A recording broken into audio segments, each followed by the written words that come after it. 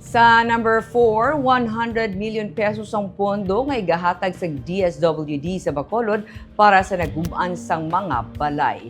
Ini ang ginpahibalo ni Bacolod City Mayor Greg Gasataya agud magpangayo sang mas klaro nga detalye parte sa pagtunga sang bulig. Sunod sa alkalde, luyag niya mahibaluan kung makabaton sang ayuda ang mga nadala sa listahan sang LGU nga 40,000 ang partially damaged kag 4,000 ang totally destroyed nga mga balay bangud sang Bagyo Tino.